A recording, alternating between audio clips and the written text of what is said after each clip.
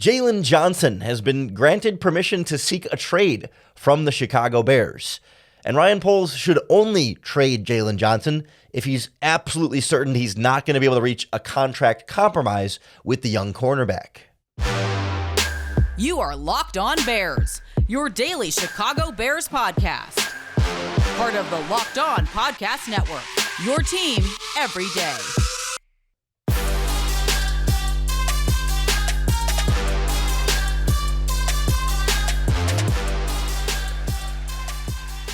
This is Locked On Bears, and I'm your host, Lauren Cox. I'm here to bring you your daily, in-depth Chicago Bears news and analysis. You can follow me on Twitter at CoxSports1. You can follow the podcast on Twitter at Locked On Bears. You can like Locked On Bears on Facebook, join the Locked On Bears Facebook group for even more Bears talk, and make sure you hit that subscribe button on the Locked On Bears YouTube channel to keep up with all of our video podcasts as well. Thanks for making Locked On Bears your first listen today. We're part of the Locked On Podcast Network, your team every day. Today's episode is brought to you by FanDuel. Make every moment more. Right now, new customers get $150 in bonus bets with any winning $5 moneyline bet. That's $150 if your team wins. Visit FanDuel.com/lockedon to get started. On the show today, we start with Jaylon Johnson's trade request and why the Bears granted that trade request, and that's the dynamic Ryan Poles finds himself in. That's kind of unfortunate, but it's also the modern business of the NFL. Then we'll turn our attention to the kind of the hullabaloo and the controversy that bubbled out of the Sunday Night Football broadcast and the way that Cris Collinsworth and the NBC crew talked about Justin Fields and Tyson Bagent. There's been some uproar about there being a narrative there, and we'll kind of talk about the narrative and how it feels to me like this is all getting really blown out of proportion. And then we'll check in on a strange situation with Jaquan Brisker's health and being out of the concussion protocol and back into the concussion protocol without having played any football games in between. But we have to start with the big NFL trade deadline news. ESPN's Jeremy Fowler reported late last night that Jaylon Johnson requested a trade and Chicago granted permission for him to search for a new home before the trade deadline. That the player and team negotiated contract stuff last week, but couldn't come close to a deal, and so now Jaylon Johnson is available. I guess perhaps by the time you're listening to this, there's a chance he could be traded by this point, but I think it's key here that the Bears are not shopping Jaylon Johnson necessarily. Jaylon Johnson, the wording here, Jaylon Johnson requested a trade, and they granted him permission to seek one. And so it's not as though the Bears are necessarily going to just go take whatever lowest, whatever offer they can get from some team because they're just desperately trying to get rid of him. But it's that Jaylon Johnson is looking for a chance to go to another team that might be more willing to pay him what he's worth. Because, there's some similarities in the situation, not from the request, but with Roquan Smith last season, right? Where in the final year of his contract, negotiating with the Bears, Roquan had, I think, requested a trade earlier in the offseason, but, they kind of stayed in through the process of the regular season before the Bears ultimately traded him. And so you're at a situation where it's not that you don't think the player is very good. It's that you have a certain value for that player on their next contract. You're willing to pay him X amount, and that player's searching for Y amount of dollars. And if you feel like we're just not going to be able to come to terms on a compromise in between those two things, then you assume that he will go to another team in free agency anyway, and you'll let him walk and you'll get nothing. And so the idea would be that you trade him at the trade deadline to get draft pick compensation for a player that otherwise you're going to lose for nothing in free agency, because Johnson might be able to net you a compensatory pick in a normal year, but the Bears will have so much salary cap space that they're going to sign so many free agents that they're not going to get any compensatory picks from Jaylon Johnson and any other player that leaves in free agency. And so the idea is that you get the draft pick compensation for him now, giving up on your ability to re-sign him in the offseason, because you're waving the white flag and saying, you know what, it's just not going to happen. We're not going to be able to meet on valuation here. But the interesting thing here is the franchise tag, right? The Bears could franchise tag Jaylon Johnson and lock him in for another year this offseason, keep him around and not trade him and still negotiate another contract, or let him play out a year on the franchise tag and try and negotiate again after that. They could have done that with Roquan Smith too, but they decided not to. because I think Ryan Poles looked at the free agent linebacker market and said, screw it, we like those guys quite a bit. Let's get the second-round pick and still get linebackers we like, as opposed to trying to re-sign Roquan Smith and not get that draft capital. He might also look at the cornerback market and look at the cornerbacks on his team and see rookie Tyreek Stevenson that they like, rookie Terrell Smith that they like, second-year Kyler Gordon, who could play on the outside in the future if you need to. Like, maybe they look at their corners and say, we like our guys. So if Jaylon can't stick around, that sucks. We like Jaylon, but unfortunately, we would rather have whatever draft pick you might be able to get for Jaylon, because that's kind of the other side of the coin here. Roquan Smith got you a second-round pick. Will Jaylon Johnson?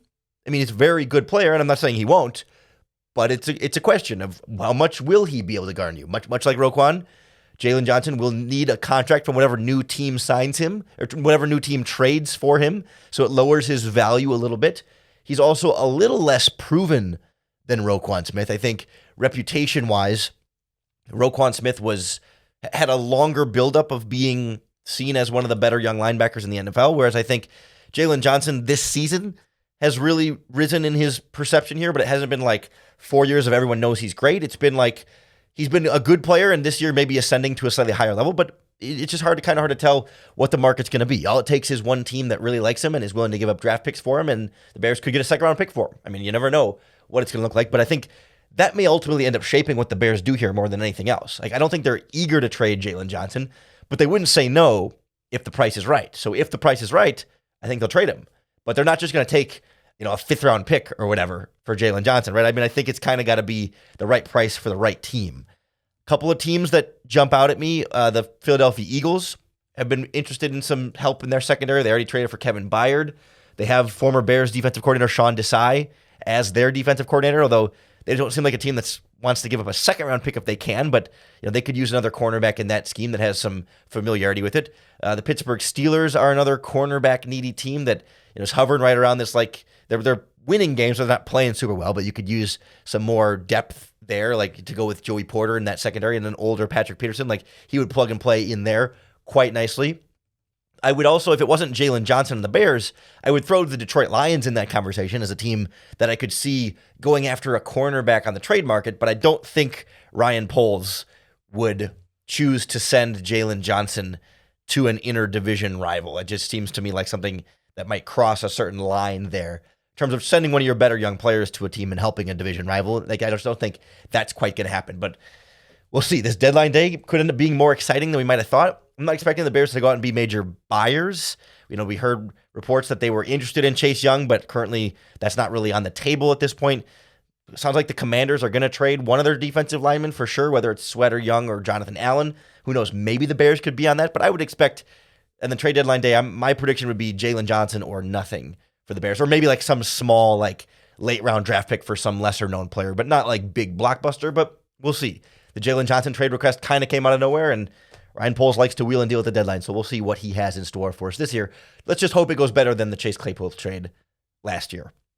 All right, we'll have to update the trade deadline situation here in the coming days in the podcast, but I want to go back to something interesting from the weekend, the Sunday Night Football broadcast of Bears-Chargers, where the way Cris Collinsworth talked about Tyson Bagent and Justin Fields has a lot of people getting upset about it in a way that I think is, I don't want to say unreasonable, but just getting a little bit blown out of proportion. So we'll talk through some of that narrative and some of the weirdness around that before we get into Jaquan Brisker's concussion and some really concerning stuff coming out about his health next on Locked On Bears. The Locked On Bears podcast is brought to you by our friends at DoorDash. DoorDash is here to help you bring delicious food from your area right to your door. It's a great delivery service, and it's super convenient right from your smartphone. And what I love about DoorDash is not only can they go bring you your groceries, so you don't even have to leave your house to have your groceries delivered from your favorite grocery store, but DoorDash is also a great way to patronize local businesses, local restaurants in your area, and try out their food from the comfort of your home. I was just looking through some of my favorites around the Chicago area, and sometimes you're in the mood for sushi. You don't necessarily want to go like all the way out for sushi, and there's a lot of different great places that you can get your sushi rolls. I mean, of course, like throughout all of downtown Chicago, but right there in your DoorDash app. There's all sorts of great Italian places. Of course, there's great pizza in Chicago as well, but a place like Nobu is on DoorDash that you can get delivered right to your door to get your sushi rolls fresh from the local restaurant, brought right to your house. And if you use our promo code when you order, you're going to save big on your DoorDash. That's going to be 50% off up to a $10 value when you spend $15 or more on your first order. When you download the DoorDash app and enter in our promo code LOCKED23. Subject to change, terms apply. Again, don't forget that promo code LOCKED23 for 50% off up to a $10 value on your first order when you download the DoorDash app and spend $15 or more. There was enough bad on the field during the Bears-Chargers game that I was surprised to see so much uproar and outrage and, radio rants and blog posts about Cris Collinsworth talking about Tyson Bagent and Justin Fields. They showed Justin Fields on the sideline during the game. They talk about him being injured, and they talk about Tyson Bagent being kind of a cool story as a Division II guy, and his dad Travis being an interesting person. Like a lot of the things you would expect from a broadcast, but people took a lot of umbrage with some of the ways that Collinsworth talked about Justin Fields. And it feels to me like it's kind of gotten a little bit blown out of proportion, and it feels to me like there's a little bit something extra here beyond what was actually said. But, I saw there was a rant on one of the Chicago radio shows, and like I said, a bunch of posts about it. I've seen it called a smear campaign of Justin Fields, and that clearly then the broadcast, that when they met with the coaching staff in the front office, that they were fed all this info from the Bears coaching staff and front office to say things about Fields to make Fields seem worse and to hype up Tyson Bagent a bit. And I don't buy that. I don't buy that that was fully intentional in that way. I think when you go back and listen to or read or hear some of the things that Cris Collinsworth said, sure, it was definitely informed by talking to the coaches and GM, and certainly the coaches and front office people will say things to the broadcast guys knowing that it'll make its way to the broadcast. And there's always some element of the coaches can start to control some of the narrative that way. But I didn't really see it as particularly aggressive or overly negative about Justin Fields. It felt to me fairly realistic. And I didn't go back and listen to every single word Cris Collinsworth said throughout the broadcast, but there were a couple main quotes and sections of the broadcast that were circulating around as sort of the evidence of, wow, look at how much they're hyping up Tyson Bagent and how much they're trashing Justin Fields. And I was like, I didn't really quite take it that way. Sure, there was quite a bit of talk about Bagent. Bagent was the story of the game, and they kept talking about Bagent over and over again. And it felt a little bit overplayed. I will give you that. There was a little bit too much Bagent talk. But he's also one of the most interesting stories in the game. And I don't know about in the NFL, but Division II quarterback. We should talk a lot about what's going on there. This is a cool, unique story and a player that's easy to root for, a player that has all this experience, and it's kind of a fun story, and he's played really well or has played well for a Division II undrafted free agent. Of course, there should be some praise for that and some extra discussion about him as part of this in a national broadcast, especially in a game that, I don't know, do you call that a blowout? It certainly was never close. So when you get into these football games where it's not super close, there's not as much to talk about on the field and a little more to talk about off the field. That's why we saw the Chiefs-Bears broadcast talk so much about Taylor Swift, because the game on the field was boring. I've broadcast football games on the radio before. I do play-by-play for a high school team around here every week. And when you're in those blowout games, there's not much to talk about. So you take the interesting storyline and you kind of talk about that a lot. But let's get into specifically what Cris Collinsworth said about Fields and Bagent. We don't have the rights to play NBC audio or video for you on the podcast, but I got the quote here. I even transcribed it for you. Chris, there was a play. This was the main quote that was circulating around. Cris Collinsworth said, quote, "I know what they're going to do with these couple of games. However long Bagent stays the starting quarterback, they're going to have Justin Fields study this guy. They're going to go, this is kind of some of the stuff we want to see out of our offense when you're playing." And I think a lot of people heard that and took that as whoa, why would you even suggest that a first-round pick playmaker, dynamic athlete like Justin Fields would ever have to study anything Tyson Bagent did? Why are you acting like Bagent is this great quarterback and Fields needs to learn from him? What kind of narrative is that? Why are they smearing Justin Fields in that way? And there was a play later on in the game when Bagent was under pressure and flushed out of the pocket to the left and kind of just threw it down at the feet of a receiver. And Cris Collinsworth again said that's the kind of play I think the Bears want to see Justin Fields do a little bit more of. It's not there. Don't try and force a pass. Throw it underneath. Throw it away. avoid the pressure and live to fight another down without having to force a ball in there all the time. And again, it's like, oh, wow, why is Justin Fields catching these strays from Cris Collinsworth in the middle of the game? What kind of narrative are they trying to spin here? Why are they so anti-Justin Fields? And to me, I don't think anything Cris Collinsworth said there is wrong, right? Like, Justin Fields does need to throw the ball away more, does need to take better care of the football in general, like does need to learn when to just kind of live to fight another down and give up on a play sometimes. Doesn't mean you totally neuter him and don't let him extend plays, but you got to be able to pick your battles, right? You can't be a hero every time. Like, that's something we've said all season long. That's something we've heard the Bears coaches say to the media. Like, yeah, we got to take better care of the football, and sometimes you got to learn to throw away. Justin Fields has said that too. Like, yeah, I got to throw that one away, or, sometimes I got to just let the play go and not try and make something happen out of it. Like, none of that is brand new. And like, even the specific Collinsworth quote there about like, they're going to have Justin Fields study this guy. I don't think I guess this, to me, it's like a Rorschach test. I think a lot of people don't like Cris Collinsworth, and a lot of people are really defensive of Justin Fields. And those things are both valid opinions to have.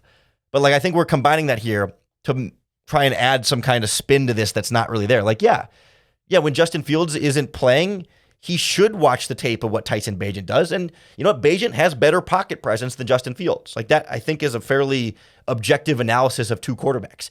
No one's saying Bagent is the better quarterback, but Bagent has better pocket presence. Bagent is quicker at releasing the ball. Like, these are like factual observations we can make watching their tape.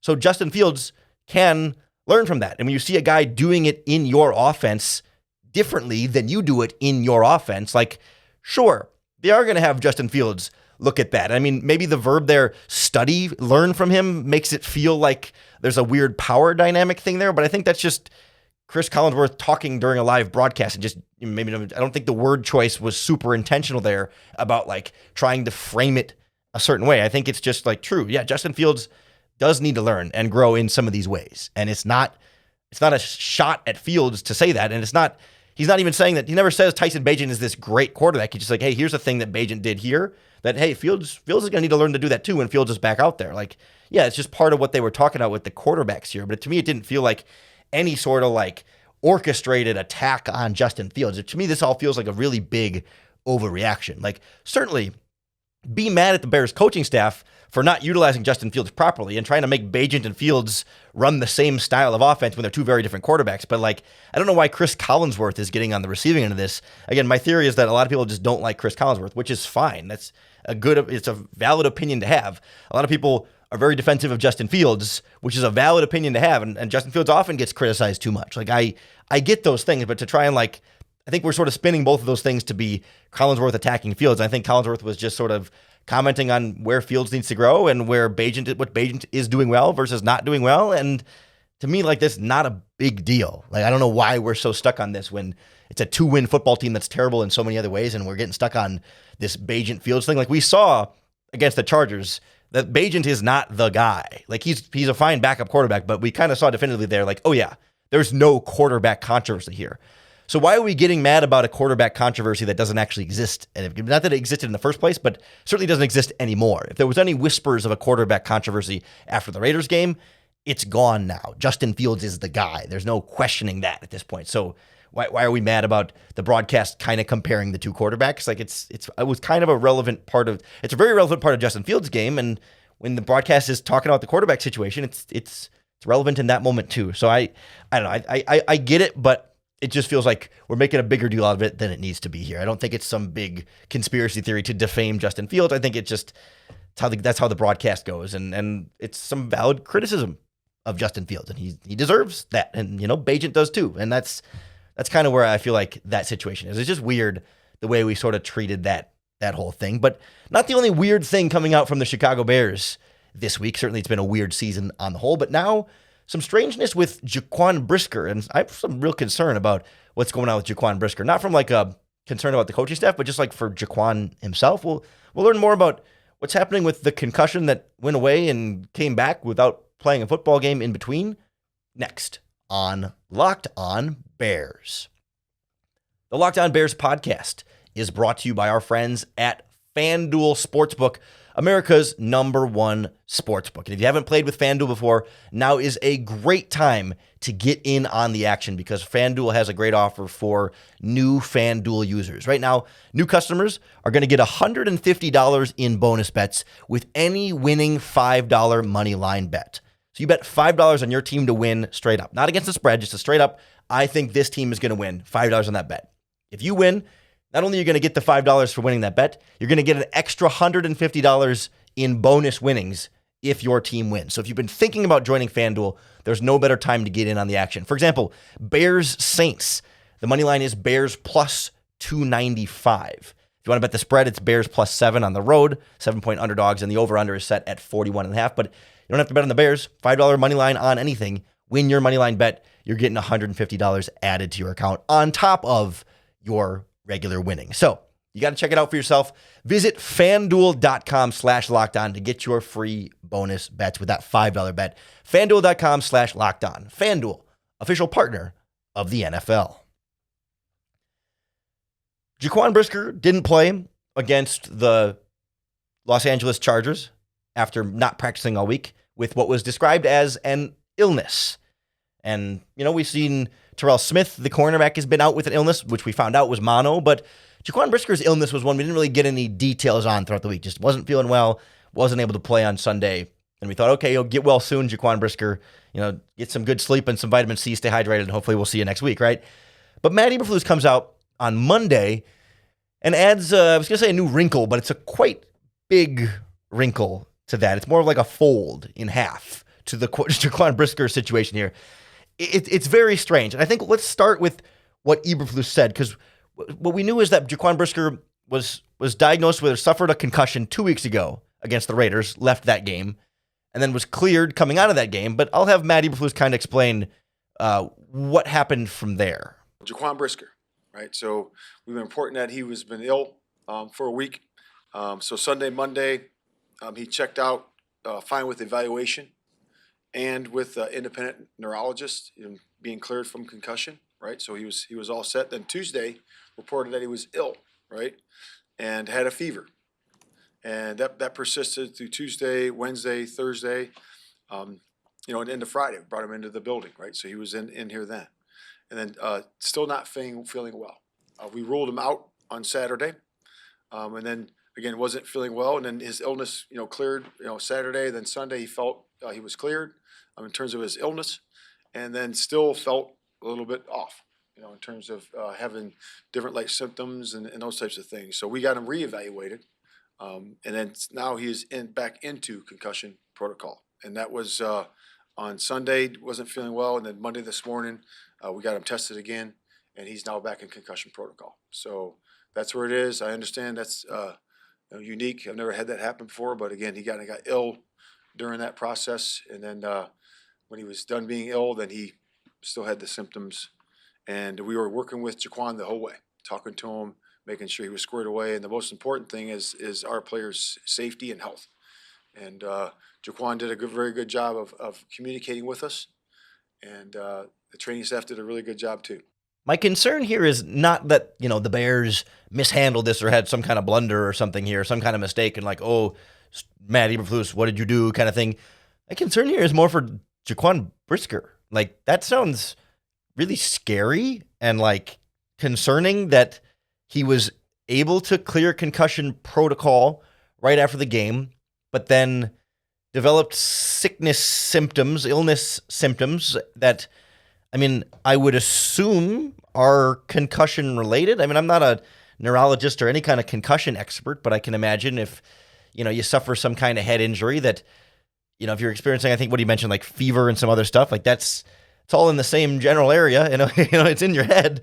And I could see where those things could be connected in some real way. But the fact that he's been kind of sick in an unexplained way. And then presumably if the concussion caused the illness, then he would still be, I don't know the definition of still be concussed, but would still be, it would indicate that the severity of the concussion was perhaps worse than we thought, and then maybe that the Bears thought initially. And so then all of a sudden it's this seems like a fairly serious concussion if he's then back in the concussion protocol and dealing with sickness. I mean, I guess, is there a chance here that he happened to catch a flu bug while also being concussed and that they're not directly related in that same way? I suppose. I'm not a doctor, but it just seems very concerning to me. Like, we think of, concussion issues are very serious, and it's like maybe they have light sensitivity and, just like cloudy thinking and stuff, like serious brain stuff. But then when you get like additional physical symptoms of like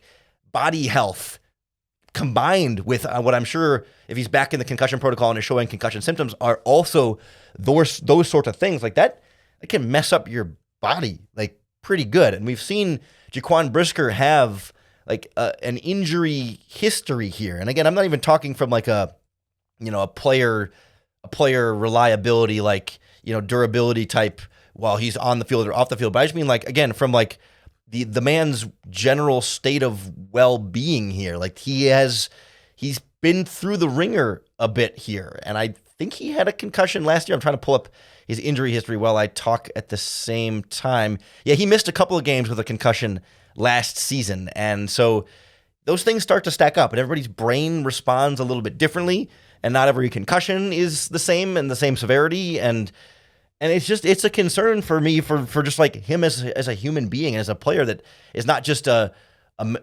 robot in a helmet that runs around the field and hits people hard, but a person with a family and like a livelihood and a long-term future. And especially with the way the Tua Tagovailoa situation last year really put the spotlight on concussions, and we were starting to get into that conversation again this week with Brock Purdy, because he suffered a concussion last week and then had like a play that looked like he hit his head but wasn't diagnosed with a concussion. And it's like, this is serious stuff that affects these guys, not just in the season, doesn't just affect the team right now when he's on or off the field, but affects them for the rest of their life. They develop long-term issues or later in life issues that are tied back to having had so many hits to the head and concussions earlier in their football playing career. And so, like, I just get extra concerned when there's a certain level of oddity or strangeness around this. Like, Roquan Johnson also had a concussion and missed a full game and came back this last week, and certainly also concerned about him and his concussion. But like, his concussion situation seemed to follow more standard concussion, procedure, in the sense that, yes, head injury, goes through protocol like normal, eventually clears protocol, ready to play.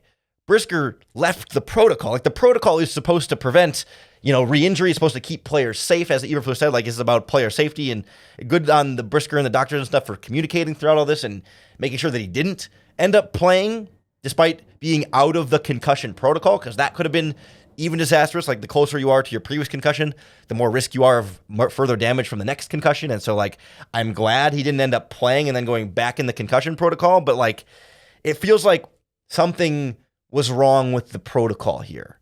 That the protocol didn't, not that the Bears did anything wrong or that someone was, it's not that like someone was negligent or bad at their job in this case, but like the system maybe isn't designed to properly capture the complexities of brain injuries that can present in this way. And I can't help but wonder, like, have there been other situations where a player gets a concussion, clears concussion protocol, but maybe if they retested for concussion symptoms later, like they did for Brisker here, are players clearing concussion protocol too easily and slipping through the cracks a little bit through this process and leading themselves to greater risk and maybe derailing their careers and hurting their teams more as a result? And to me, that's kind of the big scary thing that comes out of this for Brisker, and why I wanted to like address it here. And I hope everything is fine with him. I hope from here he's treated in more of a concussion appropriate protocol, however that ends up working for him, and he can get back to playing soon and be 100% and not be limited by this. Because I think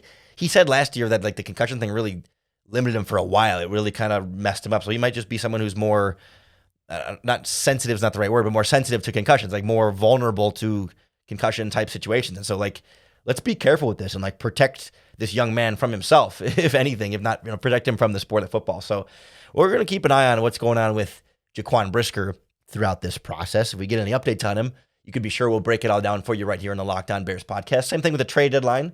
If there are any big surprise moves that we're not expecting, that'll be a big part of our conversation moving forward. So make sure you hit that subscribe button on YouTube or wherever you listen to podcasts. That's going to be the best way to keep up with all of our daily, in-depth Chicago Bears news and analysis.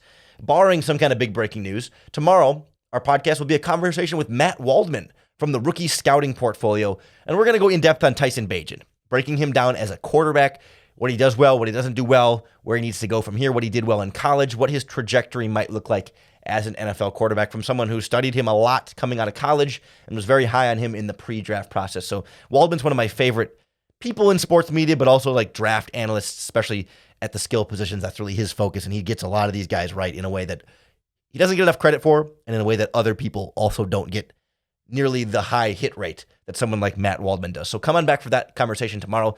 Subscribe on YouTube or wherever you listen to podcasts, so you're keeping up with all of our daily Bears talk. Make us your first listen each and every day, so you're not missing a single thing we do, and you're always starting your day then with another opportunity to bear down.